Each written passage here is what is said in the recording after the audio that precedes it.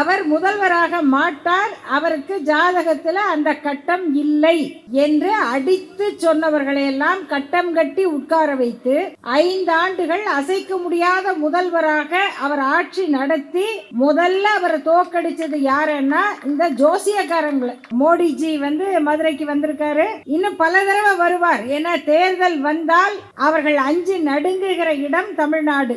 இந்தியாவில் பிஜேபியின் வீழ்ச்சியை தொடங்கி வைக்கிற இடம் தமிழ்நாடு. மாபெரும் வீரன் நெப்போலியன் தோற்ற இடத்துக்கு பேரு வாட்டர்லூ, ஹிட்லர் தோற்ற இடத்திற்கு பெயர் ஸ்டாலின் கிராட்.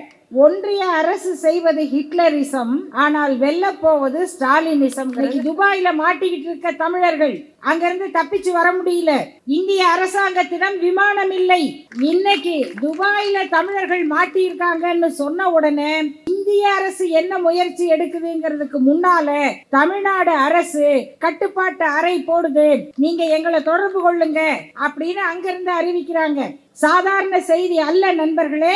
யாரோ எங்கேயோ சாகுறாங்க இல்ல, யாரும் அநியாயமாக சாக கூடாது. நம்ம தெருவுக்கு வந்து டொம்மு டொம்முன்னு மோளை அடிச்சுக்கிட்டு ஒரு குழந்தை கைத்துல நடக்கிறத பார்த்திருக்கோம்ல, அந்த பொண்ணு மேடையில ஏறி சொல்லுது, உதயநிதி அண்ணா இல்லைன்னு சொன்னா எனக்கு இந்த கௌரவம் கிடையாது. தமிழ்நாட்டின் முதல்வர் இந்திய அரசியலில் வடநாட்டு அரசியல் தலைவர்களை வியந்து பார்க்க செய்திருக்கின்ற இந்தியாவின் மூத்த அரசியல் தலைவர்களே பாராட்டும் சிறப்பை பெற்ற நம்முடைய முதல்வர் முத்துவேல் கருணாநிதி ஸ்டாலின் அவர்களின் பிறந்தநாள் விழா. இந்த பிறந்தநாள் விழாவை தொடர்ந்து ஒரு திருவிழா அங்கங்கு நடப்பதை போல் மக்கள் கூடி மகிழ்ச்சியோடு தொடர்ந்து கொண்டாடி கொண்டிருக்கும் விதமாக நடக்கக்கூடிய தொடர் நிகழ்ச்சிகளில் இந்த பகுதியினுடைய சிறப்புமிக்க இந்த கூட்டத்திற்கு பொறுப்பேற்று தலைமையும் தாங்குகின்ற அம்பத்தூர் பகுதியினுடைய கழக செயலாளர் அன்பிற்குரிய தம்பி நாகராஜ் அவர்களே, இங்கு சிறப்புரையாற்ற வருகை தந்திருக்கின்ற இனமுரசு தமிழ் திரை உலகில் நடிகவேள் எம்.ஆர். ராதா அவர்களுக்கு பிறகு அவருடைய வாரிசாக மக்களால் போற்றப்படுகின்ற அருமைக்குரிய தோழர் சத்யராஜ் அவர்களே, இங்கு உரையாற்ற வருகை தரவிருக்கின்ற திராவிட முன்னேற்ற கழகத்தின் துணை பொதுச் செயலாளரும் நாடாளுமன்ற உறுப்பினருமான அன்பிற்குரிய சகோதரர் ராசா அவர்களே, விழா நடத்துவதையே ஒரு பெரும் விழாவாக நடத்தி கொண்டிருக்கின்ற சென்னை கிழக்கு மாவட்டத்தின் செயலாளரும் ஆற்றல் மிக்க அமைச்சராக தமிழ்நாடு அரசின் இந்து அறநிலையத்துறையை நிர்வாகம் செய்து எதிரிகளுக்கு பெரும் சவாலாக விளங்குகின்ற அன்பிற்குரிய சகோதரர் சேகர் பாபு அவர்களே, மற்றும் இந்த நிகழ்ச்சியில் முன்னிலை வகிக்கின்ற நன்றி உரை ஆற்றவிருக்கின்ற தோழர்களே, சகோதரிகளே, உங்கள் அனைவருக்கும் என்னுடைய அன்பான வணக்கத்தை தெரிவித்துக் கொள்கின்றேன்.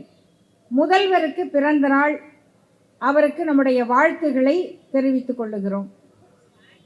எதற்காக வாழ்த்துகிறோம் என்றால், இந்த 5 ஆண்டு காலமாக தமிழ்நாட்டை ஆட்சி செய்து இந்தியாவின் முதன்மை மாநிலமாக உருவாக்கிய சாதனைக்காக அவரை வாழ்த்துவோம். அதற்கு முன்னால் பல பேர் ஆட்சிக்கு வந்த பிறகுதான் சாதனை செய்வார்கள். ஆனால் நம்முடைய முதல்வர் அவர்களோ ஆட்சிக்கு வந்ததே சாதனை தான்.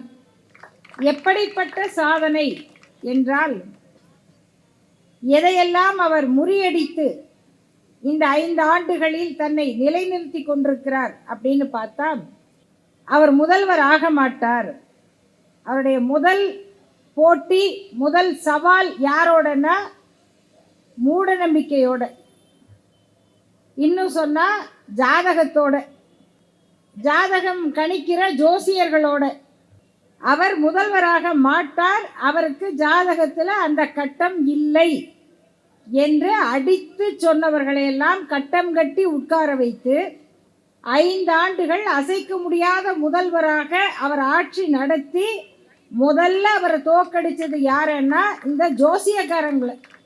அதை நம்புகிற அல்லது நம்புவதாக சொல்லி மனரீதியாக இல்லை அவர் வரமாட்டார் போல இருக்கு என்ற எண்ணத்தை உண்டாக்க நினைத்தவர்களுக்கு அந்த தோல்வியை பரிசாக கொடுத்து அவர் வெற்றியை பெற்றார்.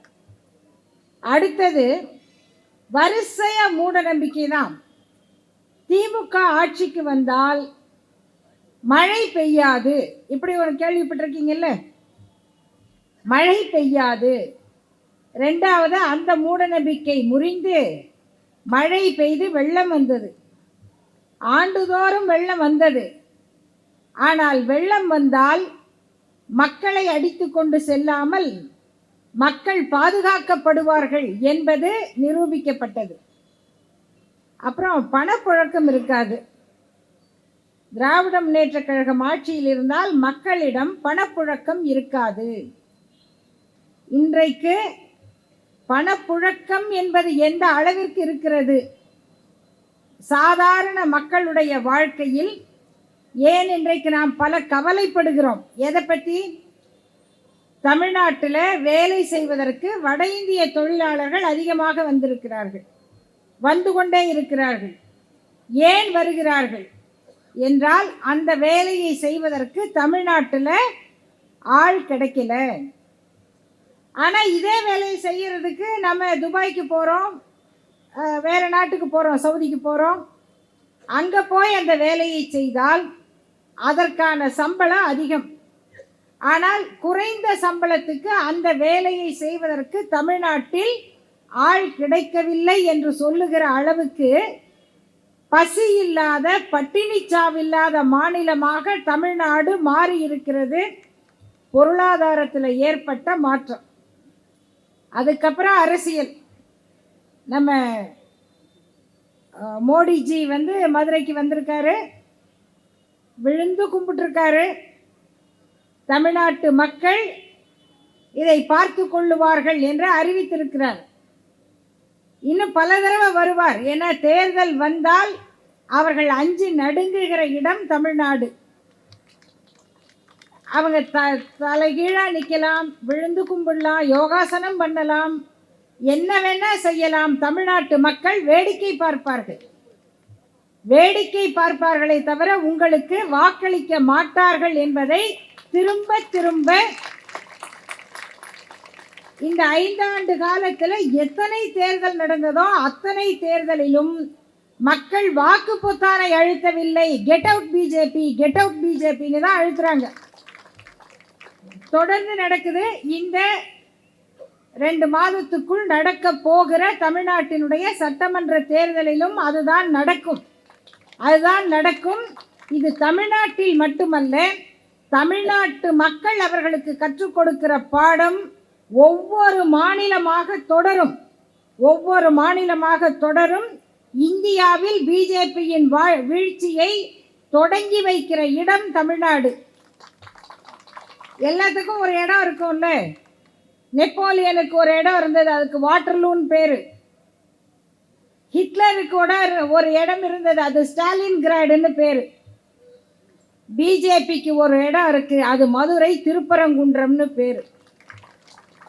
எங்க ஒரு அமைதியான நாட்டில், ஒரு அழகான இடத்துல, எல்லா மக்களும் கூடி கொண்டாடுகிற ஒரு இடத்தை இரத்தக்களறி நடக்கிற இடமாக மாற்ற வேண்டும் என்று இரத்த வெறி பிடித்த ஓநாய்களைப் போல நீங்கள் கூடுகிறீர்களோ, அந்த இடம்தான் தமிழ்நாட்டில் உங்கள் அரசியல் முயற்சிகளுக்கு சமாதி கட்டுகிற இடம். அதை நினைவில் வைத்துக்கொண்டு அந்த அச்சத்தோடு தான் மோடி அவர்கள் மதுரையில் விழுந்து கும்பிட்டு பிரச்சாரத்தை தொடங்குகிறார். இந்த கூட்டத்துக்கு மிக பொருத்தமான ஒரு தலைப்பை வைத்திருக்கிறார்கள். அமைச்சர் சேகர்பாபு அவர்கள் தொடர்ந்து விழா நடத்துவதை பற்றி எல்லாரும் பாராட்டி பேசுகிறோம். எனக்கு பெரிய ஆச்சரியம் என்னென்னா, அவருக்கு இந்த தலைப்பு எடுத்து கொடுக்குறவங்களுக்கு ஒரு பாராட்டு விழா நடத்தணும். ஏன்னா 30 நாள் கூட்டம் நடத்துறது, 100 நாள் கூட்டம் நடத்துறது எவ்வளவு பெருசோ, அந்த 100 நாளைக்கு ஒரு தலைப்பு வைக்கிறாங்க பாருங்க. இன்னைக்கு நம்ம கூட்டத்தோட தலைப்பு, ஒன்றிய அரசு செய்வது ஹிட்லரிசம், ஆனால் வெல்லப்போவது ஸ்டாலினிசம்ங்கிறது தலைப்பு. நான் இயல்பாக தான் சொன்னேன் அந்த எடுத்துக்காட்டை. மாபெரும் வீரன் நெப்போலியன் தோற்ற இடத்துக்கு பேர் வாட்டர்லூ, ஹிட்லர் தோற்ற இடத்திற்கு பெயர் ஸ்டாலின் கிராட், ஸ்டாலின் சதுக்கம்னு பேர். அது ரஷ்யாவில் இருக்கு.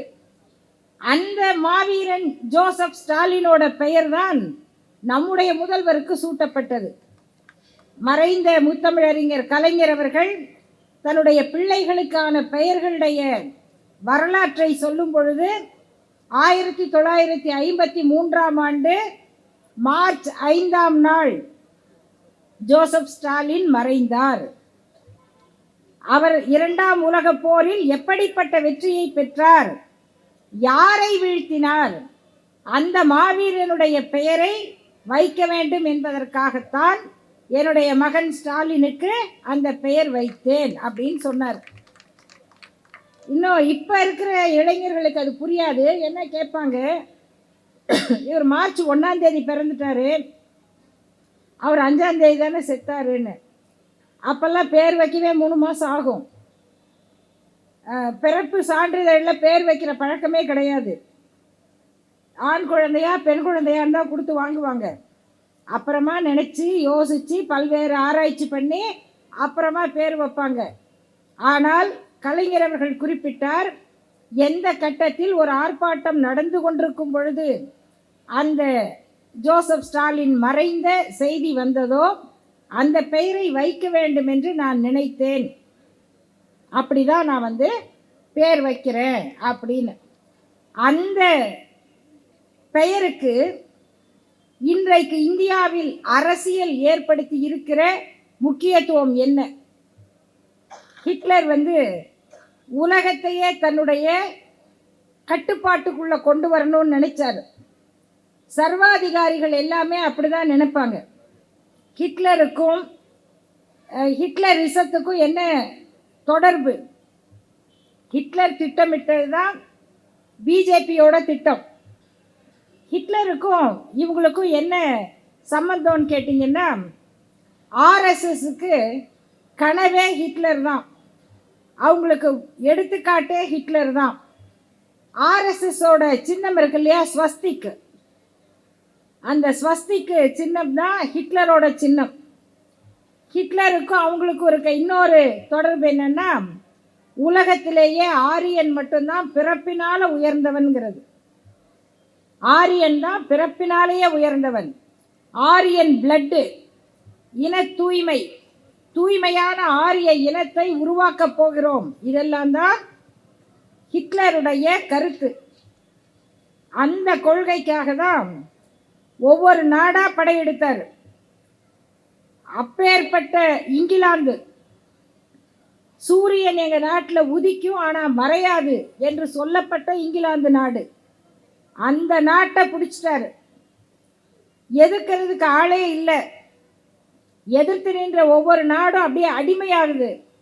அந்த தைரியத்தோட கடைசி எதிரி ரஷ்யா தான், சோவியத் நாடு. அன்னைக்கு அந்த சோவியத்தை பிடிச்சிட்டா ஐரோப்பா முழுக்க என் காலடியில் அப்படின்னு அந்த படையை அனுப்பிய ஹிட்லர் சாதாரணப்பட்ட ஆள் இல்லை. 30 லட்சம் வீரர்கள் ரஷ்யாவுக்குள்ள போனவங்க, 30 லட்சம். அந்த 30 லட்சம் வீரர்களோடு வந்த அந்த ஜெர்மனிய படையை ஸ்டாலின் என்ற அந்த ரஷ்யாவின் தலைவர் எப்படி தோக்கடிச்சார் அப்படிங்கிறது உலக வரலாற்றில் ரொம்ப நாம் தெரிஞ்சிக்க வேண்டிய பகுதி. எப்படி இவங்க இன்னைக்கு இந்தியாவில் நாங்கள் எல்லா இடத்துக்கும் காவி சாயம் அடிச்சிட்டோம், இன்னும் ஒன்று தான் பாக்கி, கொஞ்சம் கேரளா கிட்ட வந்தாச்சு, கர்நாடகாவில் பாதி இருக்குது, ஆந்திராவில் அடிமைங்க இருக்காங்க, அதே மாதிரி ஒரு கும்பல் தமிழ்நாட்டில் இருக்குது, அவங்க மூலமாக தமிழ்நாட்டுக்குள் கால் பதித்து விடலாம் என்று வருகிற அந்த ஹிட்லரிசத்தின் தலைவர்களுக்கு தமிழ்நாடு சொல்லுகிற செய்தி, இதுதான் உங்களுக்கு ஸ்டாலின் கிரேடு, இதுதான் உங்களுக்கு ரஷ்யாவின் ஸ்டாலின் சதுக்கம், இந்த இடம் உங்களுக்கு அரசியல் பாடத்தை நடத்தும். இன்னைக்கு அதை நோக்கி தான் இந்தியாவினுடைய அரசியல் நகர்ந்து கொண்டிருக்கிறது. நம்ம திராவிட கொள்கை அப்படின்னு பேசுகிறோமே, இந்த திராவிட கொள்கை தான் அவங்களுக்கு பிடிக்காது, ஹிட்லரிசத்துக்கு பிடிக்காதது. ஹிட்லரிசத்துக்கு என்ன பிடிக்கும்? சண்டை பிடிக்கும், இரத்த வெறி பிடிக்கும், மக்கள் ஒற்றுமையாக இருந்தால் பிடிக்காது. நம்ம எல்லாம் இன்னைக்கு செய்தியை பார்த்துருப்போம். 2 நாட்களாக நல்ல மனிதர்களுடைய மனங்கள் உண்மையிலேயே இரக்கத்தால் கசிந்திருக்கும், வருத்தமாக இருக்கும், இன்னும் சொன்னால் அச்சமாக இருக்கும். ஏன்? இஸ்ரேல், அந்த ஹிட்லரால் கொல்லப்பட்ட யூத இனம், அந்த யூதர்களுக்கு ஒரு நாடு வேணும்னு அன்னைக்கு உலகமே அவங்களுக்கு ஆறுதலாக நின்றுச்சு. அப்படி உலக மக்களுடைய ஆதரவை, ஆறுதலை பெற்று ஒரு நாடு உருவாக்குனாங்க. அந்த நாட்டுக்கு பேர் இஸ்ரேல். உருவாக்குனதோடு அவங்க சும்மா இல்லை, பக்கத்தில் அவங்களுக்கு இடம் கொடுத்த அந்த பாலஸ்தீன மக்களை கொஞ்சம் கொஞ்சமாக தள்ளினாங்க. அந்த பாலஸ்தீனம் எதிர்த்து போராடுது. அதுக்கு பக்கத்தில் ஈரான் இருக்குது, ஈராக் இருக்குது, சவுதி இருக்குது, துபாய் இருக்குது, குவைத்து, பஹ்ரைன், கத்தார், பல நாடுகள். இந்த எல்லா நாட்டிலும் என்ன இருக்குது? பெட்ரோல் இருக்குது. இந்த பெட்ரோலை கைப்பற்றுவதற்கு அமெரிக்கா திட்டம் போடுது, அமெரிக்கா முயற்சி செய்து. அந்த அமெரிக்காவும் இஸ்ரேலும் சேர்ந்து இன்றைக்கு நடத்துகிற போர் அது வெறும் ஈரானோடு நிற்காது. ஈரானுக்கு அவர்கள் செய்கிற கொடுமை ஒன்று, ஒரு பள்ளிக்கூடத்தின் மேலே குண்டை போட்டு 80 குழந்தைகள்னு சொல்கிறாங்க, 40 குழந்தைகள்னு சொல்கிறாங்க, இல்லை 100 பிள்ளைங்கன்னு சொல்கிறாங்க. அந்த பள்ளி எரிவதை பார்க்கிறோம். ஆனால் அது ஈரானோட நிற்குமா? நமக்கு அது பாதிப்பு வராதா? இன்னைக்கு ஈரானுக்கோ அதுக்கு பக்கத்தில் இருக்கிற நாடுகளுக்கோ ஒரு பிரச்சனை வந்தால் அடுத்த நாள் இந்தியாவில் என்ன நடக்கும்? பெட்ரோல் விலை உயரும். பெட்ரோல் விலை உயர ஆரம்பித்தால் அடுத்தது தங்கம். இதுக்கெல்லாம் ஒரு கணக்கு இருக்கு. தங்க விலை உயரும், பெட்ரோல் விலை உயரும், என்னென்ன மாறுதோ இந்தியாவுக்குள்ள பொருளாதார பிரச்சனை வரும், எல்லா நாட்டிலையும் வரும். இதை பற்றி எல்லாருக்கும் பயம் இருக்கணும். இன்னைக்கு துபாயில் மாட்டிக்கிட்டு இருக்க தமிழர்கள் அங்கிருந்து தப்பிச்சு வர முடியல. இந்திய அரசாங்கத்திடம் விமானம் இல்லை. இதுக்கு முன்னால உக்ரைன் போர் நடந்தது. உக்ரைன் போர் நடந்த போது அங்கு மாட்டிக்கொண்ட தமிழ்நாட்டு மாணவர்களை காப்பாற்றுவதற்கு அன்றைக்கும் தமிழ்நாட்டின் முதல்வர் தான் முயற்சி எடுத்தார். இன்னைக்கு துபாயில் தமிழர்கள் மாட்டியிருக்காங்கன்னு சொன்ன உடனே இந்திய அரசு என்ன முயற்சி எடுக்குதுங்கிறதுக்கு முன்னால தமிழ்நாடு அரசு கட்டுப்பாட்டு அறை போடுது, நீங்க எங்களை தொடர்பு கொள்ளுங்க அப்படின்னு அங்கிருந்து அறிவிக்கிறாங்க. சாதாரண செய்தி அல்ல நண்பர்களே. யாரோ எங்கேயோ சாகுறாங்க இல்ல, யாரும் அநியாயமாக சாகக்கூடாது. யாரும் யாருடைய பதவி வெறிக்காக, அதிகார மோகத்துக்காக, எதேச்சாதிகாரத்துக்காக எந்த நாட்டு மக்களும் கொல்லப்படக்கூடாது. அதுதான் உண்மையான மனித நேயம். அதுதான் ஹிட்லரிசத்துக்கு எதிரான தத்துவம். ஆனால் இன்னைக்கு இந்திய பிரதமர் யாரோட நிற்கிறார்? இந்திய பிரதமர் யாரோட நிற்கிறாரு? இஸ்ரேலோட நிற்கிறாரு, அமெரிக்காவோட நிற்கிறாரு. அமெரிக்காவுடைய அதிபர் ட்ரம்ப் அவர் சொல்றாரு, நான் தான் யுத்தத்தை நிறுத்தினேன், இந்தியாவுக்கும் பாகிஸ்தானுக்கும் நடந்த சண்டையை நான் நிறுத்தினேன் அப்படின்னு ட்ரம்ப் சொல்றாரு. நீங்க ஒன்றும் நிறுத்தல, தயவு செய்து ஷட் அப் யுவர் மவுத். நாங்க சண்டை போட்டு நிறுத்தினோன்னு சொல்லுவதற்கு தைரியம் இல்லாதவராக நம்ம பிரதமர் இருக்கிறார். இது நமக்கு ஆபத்து இல்லையா? இப்படி ஒரு பிரதமர் துணிச்சல் இல்லாமல் இருந்தால் அது இந்திய மக்களுக்கு, அவர்களுடைய பாதுகாப்புக்கு எவ்வளவு பெரிய ஆபத்தை கொடுக்கும். இது யோசிச்சு பாருங்க. இந்திரா காந்தி அம்மையார் இருந்தப்ப அப்படி பேசுவாங்களா? நாங்க தான் இதை செய்தோம் அப்படின்னு சொல்லி இருப்பாங்களா? இன்றைக்கு அமெரிக்க அதிபர் பேசுகிறார், இஸ்ரேல் பிரதமர் அதிபர் பேசுகிறார், நம்முடைய பிரதமர் அவங்க கூட போய் நிற்கிறார். அவங்க யார் யாரோடலாம் நிற்கிறாங்க அப்படின்னு பார்த்தா, நம்மெல்லாம் ஐன்ஸ்டீனை பற்றி படித்தோம். இன்னைக்கு யாரை பற்றி படிச்சுக்கிட்டு இருக்கோம்? எப்ஸ்டீன் ஒரு ஆளை பற்றி படிச்சுக்கிட்டு இருக்கோம். யார் அவரு? சயின்டிஸ்டா? இல்லை, ரொம்ப நல்லவர், ரொம்ப ரொம்ப நல்லவர். அவர் கூட இருக்கவங்கெல்லாம் அவரை விட நல்லவங்க.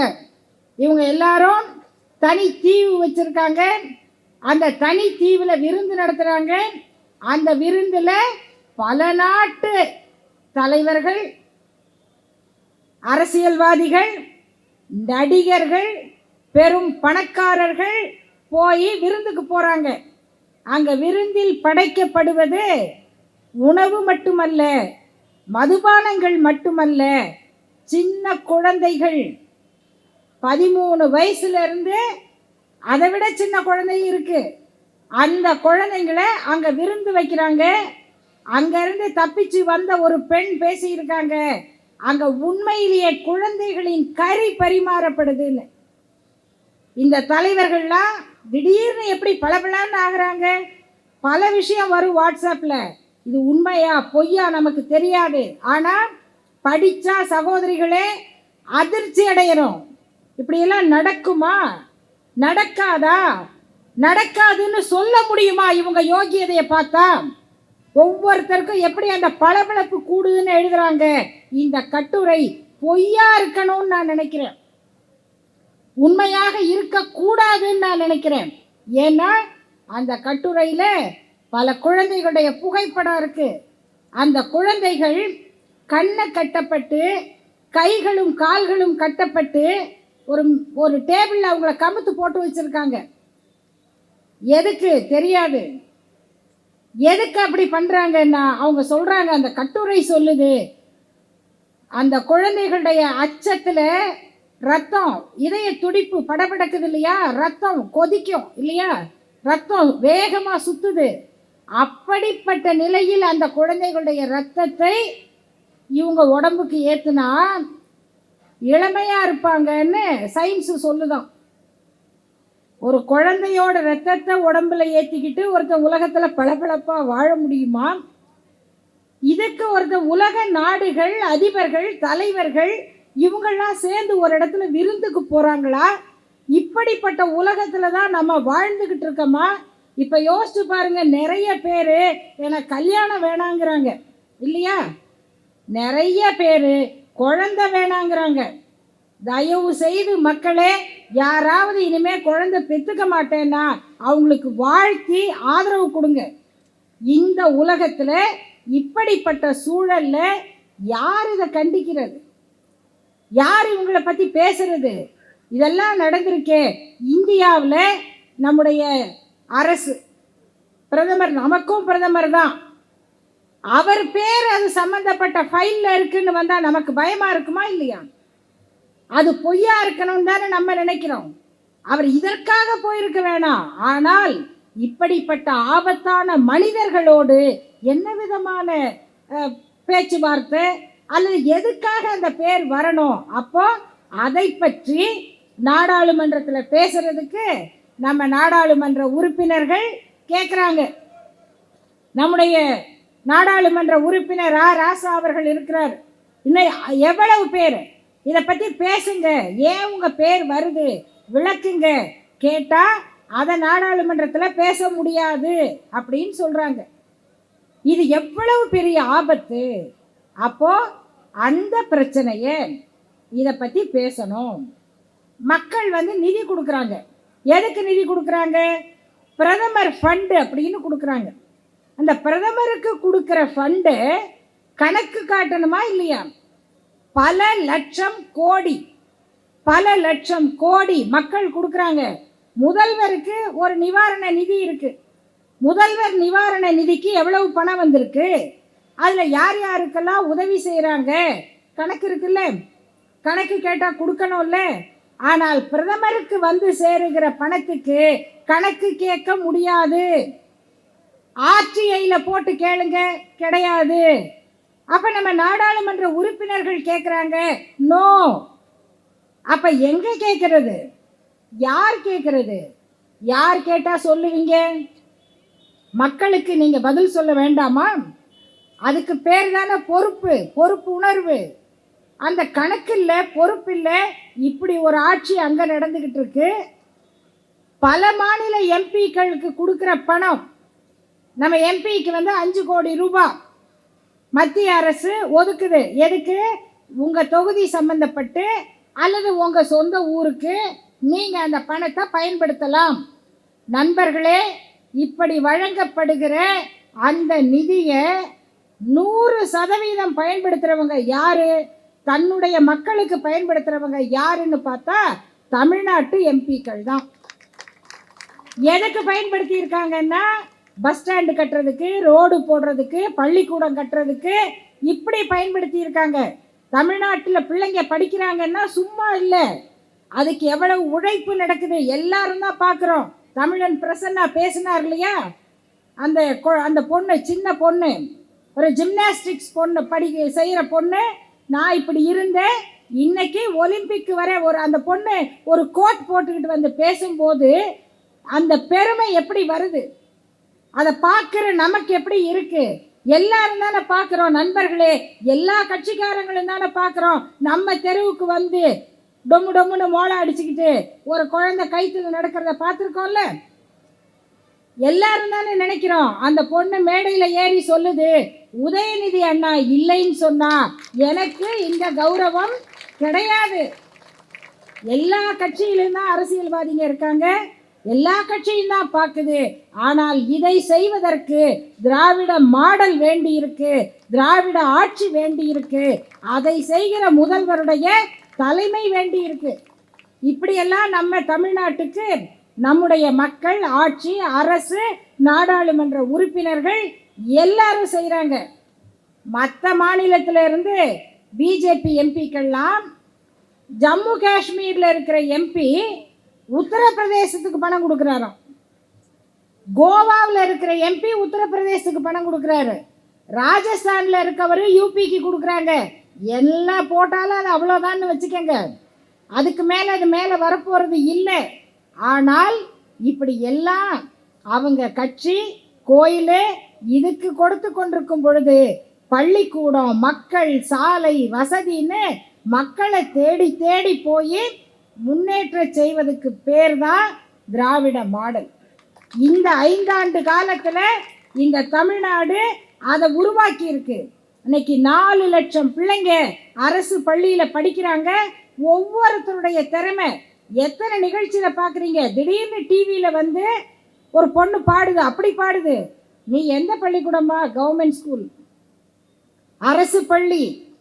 இந்த ஊர், நான் திண்டிவனம், நான் கரூர், புதுக்கோட்டை, எங்கெங்க இருந்து அந்த அரசு பள்ளிக்கூடத்து பிள்ளைங்க. இவ்வளவு திறமை எப்படி நடக்குது? கலை திருவிழான்னு நடக்குது, விளையாட்டு திருவிழான்னு நடக்குது. அப்போ நம்ம அடுத்த தலைமுறையை எங்கே கொண்டு போகிறோம்? எவ்வளவு உயரத்துக்கு கொண்டு போகிறோம்? இந்த கனவுகளை, அந்த குழந்தைகளின் கனவுகளை தன் சிறகுகளில் சுமந்து கொண்டு போகிற தாய் பறவையைப் போல சுமந்து செல்லுகிற நம்முடைய முதல்வர், அவருடைய கனவு வெல்ல வேண்டும். அந்த கனவு தான் இன்று மக்களுடைய கனவாக மலருகிறது. இந்த 5 ஆண்டு காலத்தில் எல்லாமே செஞ்சு முடிச்சாச்சா? இல்லை, கண்டிப்பாக மிச்சம் இருக்கு. அந்த மிச்சம் இருக்கிறது யாரு? அரசு ஊழியர்கள் இருக்காங்க, மருத்துவர்கள் இருக்காங்க, இன்னும் சில பணியாளர்கள் இருக்காங்க. இவர்களுடைய கோரிக்கைகளும் தொடர்ந்து நிறைவேற்றப்பட வேண்டும். அப்படின்னா இந்த செயல் திட்டம் தொடர்ந்தாதான் முழுமையாக அவை நிறைவேற்றப்படுங்கிற அந்த நோக்கோடு மீண்டும் தமிழ்நாட்டில் திராவிட முன்னேற்றக் கழகம் ஆட்சி அமைய வேண்டும். நம்முடைய முதல்வர் ஸ்டாலின் அவர்கள் தொடர வேண்டும். வெல்லட்டும் ஸ்டாலின், வெல்லட்டும் தமிழ்நாடு என்பது தமிழ்நாட்டு மக்களின் முழக்கமாக இருக்கட்டும் என்று சொல்லி அவருக்கு மீண்டும் என்னுடைய வாழ்த்தை சொல்லி முடிக்கிறேன். வணக்கம்.